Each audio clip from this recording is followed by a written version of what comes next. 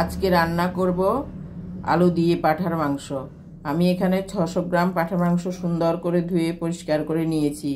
এবার ম্যারিনেট করার জন্য পরপর মশলাগুলো দিয়ে দিব। দিয়ে দিচ্ছি নুন, আর দিচ্ছি জিরের গুঁড়ো, ধনের গুঁড়ো, লঙ্কা গুঁড়ো এবং হলুদ গুঁড়ো হাফ চামচ করে দিয়ে দিচ্ছি। দিয়ে দেব আদা এবং রসুন পেস্ট হাফ চামচ করে। এবার সুন্দর করে মেখে নেব।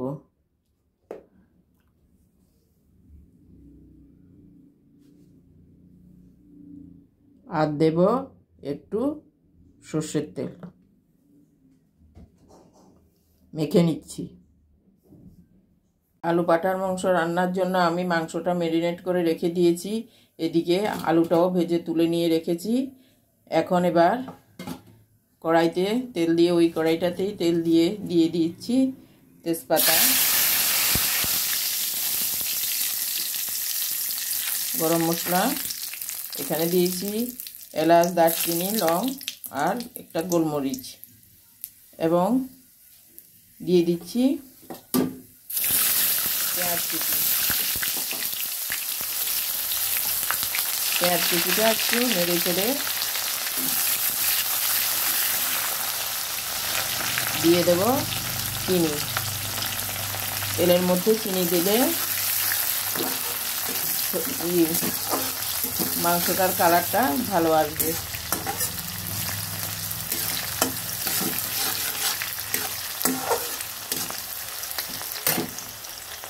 তারপরে মশলাগুলো দিয়ে দেব।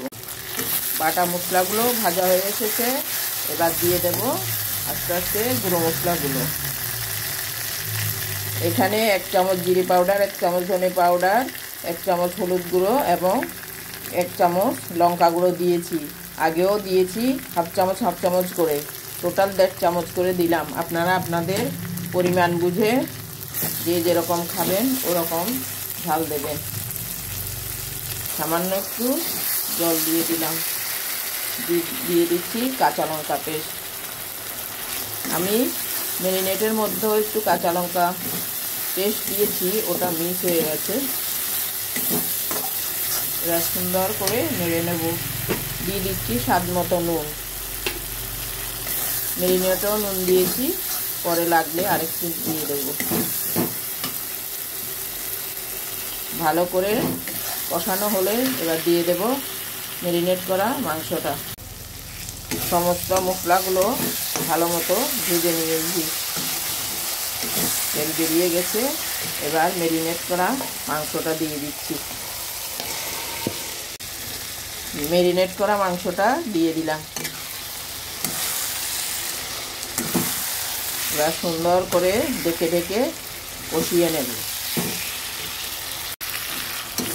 ভালো করে কষিয়ে নিয়েছি, আর একটু কষাতে হবে। এবার দিয়ে দেব একটু জয়িত্রী আর একটু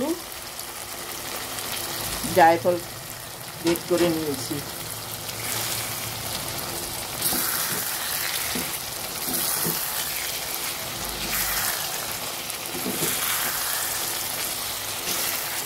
আমি এটা প্রেসার কুকারে করব। একটু পরে ঢেলে নিচ্ছি আর একটু কষিয়ে। কড়াইয়ের মধ্যে মাংসটা ভালো করে কষিয়ে এবার আমি প্রেসার কুকারে নিয়ে নিয়েছি এবং দিয়ে দিয়েছি আলুগুলো এবং পরিমাণ মতো জল আপনারা আন্দাজ করে দেবেন, কারণ আলুও একটু জল টানবে। এবার প্রেসার কুকার বন্ধ করে 3-4টি হুইসেল দিয়ে নেব। আলু দিয়ে পাঁঠার মাংস হয়ে গেছে। আমি প্রেসার কুকারে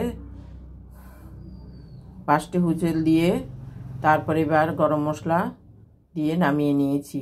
কিছুক্ষণ ঢেকে রেখে পরিবেশন করে দেখালাম। আপনারাও করে দেখবেন। গরম ভাতের সঙ্গে বা রুটির সঙ্গে, যে কোনো কিছুর সঙ্গে, লুচির সঙ্গে খেতে খুবই ভালো লাগবে। আজকের জন্য এখানে শেষ করছি। নমস্কার।